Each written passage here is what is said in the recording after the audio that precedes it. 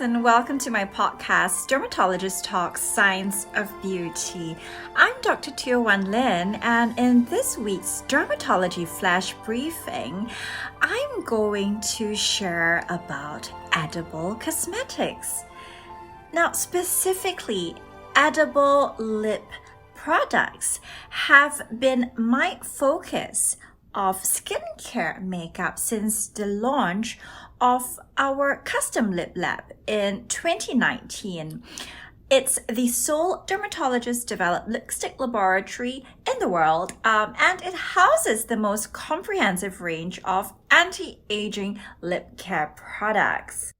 So, as you may have guessed by now, the latest offering from the Lip Lab is the Happy Blush, an edible lip cheek stain that has just arrived in the month of September.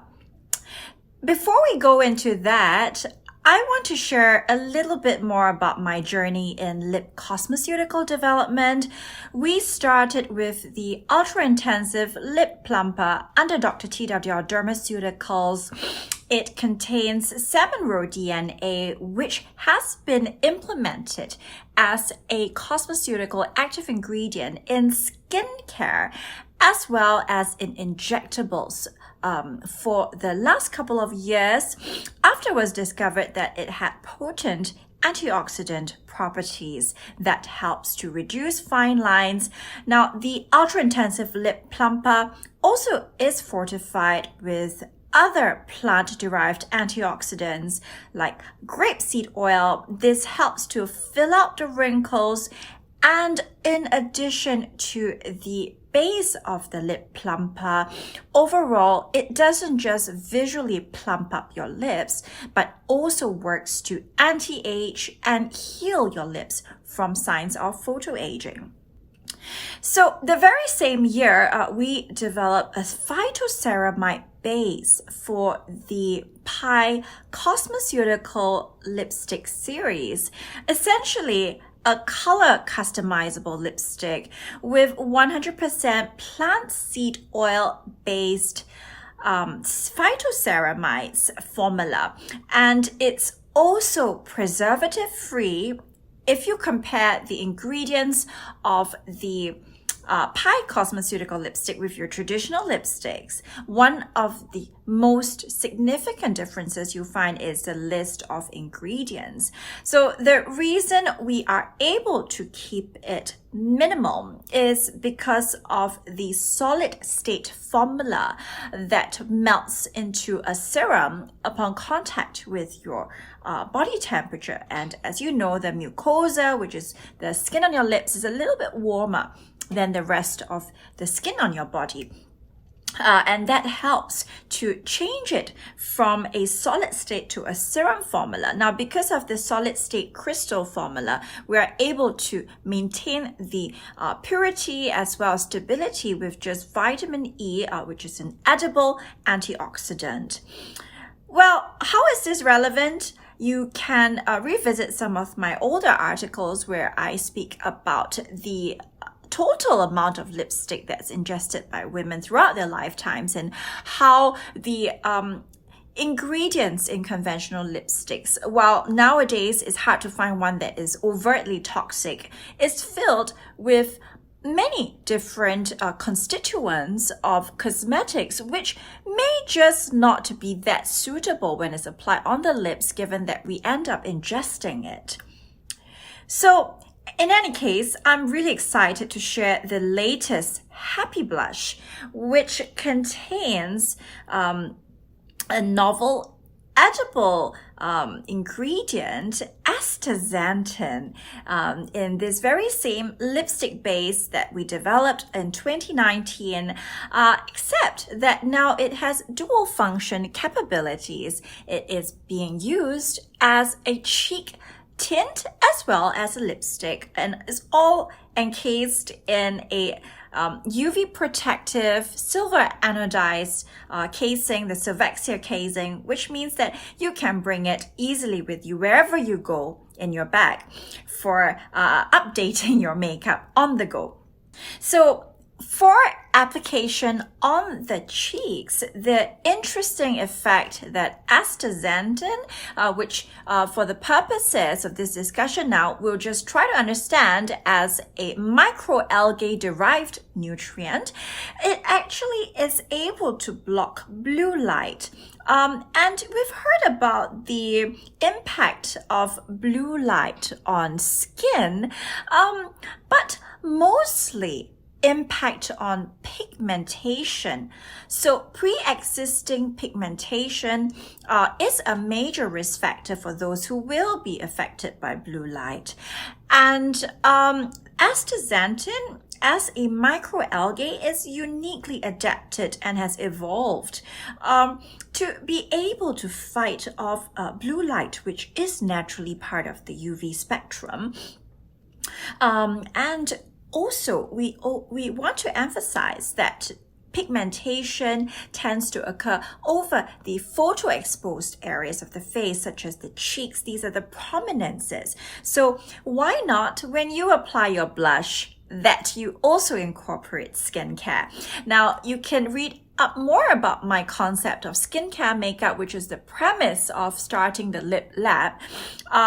And I also want to highlight now the fact that we can harness the natural properties of these active ingredients in terms of its pigment in makeup. So makeup is only considered makeup if it serves its function.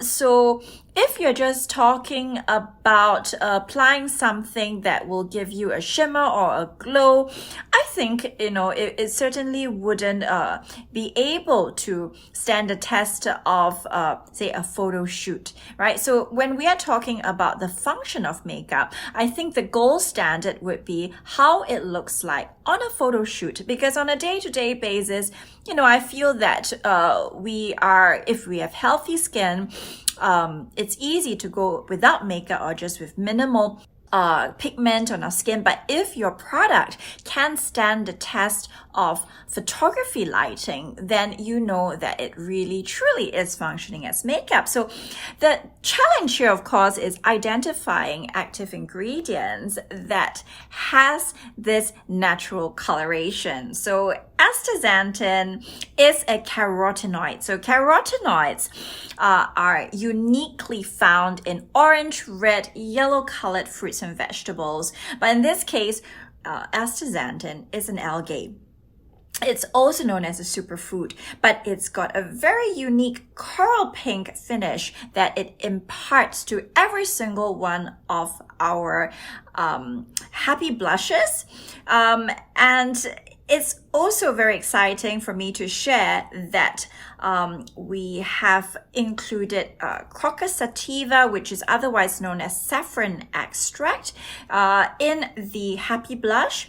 And it's the very thing that gives the blush its name, because Crocus Sativa, we know that saffron is a precious spice. It's been proven to boost your serotonin levels and up your endorphins.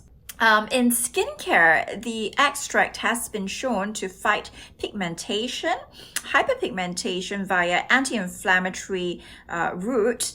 And Crocus Sativa itself is evidence-based when ingested. Now, we're not so sure when it's applied, but when it's ingested as a supplement to have some sort of mood-boosting effect. But for what it's worth, I'm in the business of making people beautiful, but I think it's more important to impart my personal beauty philosophy here, which is to be happy as well. So I personally found that it was a nice touch, as with all of my creations, to give a note of this happiness hormone in this blush that's created for everyone in the year 2021, where it seems like the pandemic is not really coming to an end. Well, I want to share a little bit now about my vision for the Lip Lab. It was featured by Cosmetics Designs Asia in an article last year, and I shared about my primary motivation for this, and it was essentially that makeup should also transition to being skin health focused. Clearly, the first makeup item that I zoomed in on was the lipstick, because to me, I feel it's the most minimalistic sort of makeup item you can have in your busy lifestyle if you just want to instantly perk up your look. So the issue with lipstick from a medical point of view, of course, is that first of all, it's in contact with a very sensitive part of your facial skin, that is the mucosa of your lips. And there is, first of all, increased absorption of whatever you apply on it and the inadvertent ingestion. So the issue with environmental contamination of pigments used in lipsticks is actually a real problem, because for mass-produced lipsticks, there is just no way that we can get around this issue, and it's also very impractical to enforce testing.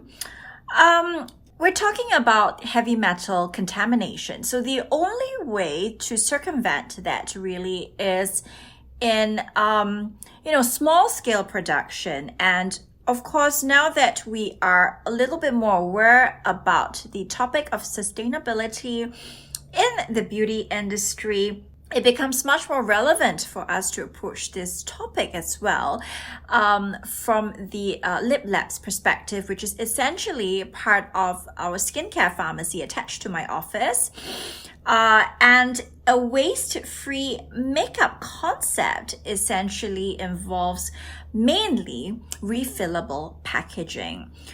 So makeup packaging is incredibly wasteful in a sense, because it lasts as long as you, are using the product, or it's within its shelf life, which when you open it, we are, estimating maximum 1 year for most makeup products.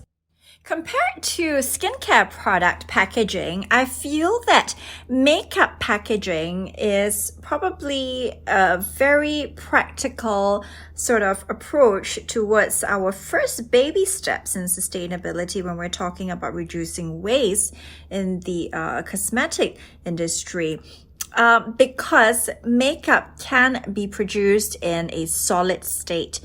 So that means that we can design refillable makeup packaging to house tins of makeup, and that would significantly reduce the amount of plastic waste that's being generated. So that's the story behind the silver anodized UV protective Silvexia coating that we apply to all the plastics used for the Lip Lab products. It's all refillable, reusable. It's time to share a little bit about the variety of lip colors that one usually has in your makeup kit or your makeup bag, and how perhaps a more utilitarian and environmentally friendly approach, such as having smaller tins of different lip colors in a single packaging, which is what our idea was for the Infinity palette. But not just that, to have a more multifunctional makeup product, such as the edible lip cheek stain here, which is in the form of a conventional lipstick. But anyway, that's enough sharing for this week's flash briefing. I just want to give you a little teaser of what we're going to reveal next, and it's certainly going to make you happy. For the next episode, we're going in depth into this special superfood ingredient, Astaxanthin, as well as my latest book, which is now up on Amazon Kindle, titled Edible Beauty, or Dermatologist's Guide to an Anti-Aging Diet. And I can't wait to share all my research and knowledge about nutraceuticals and edible cosmetics in the next few episodes. For now, I wish you all a great week ahead. Until next week.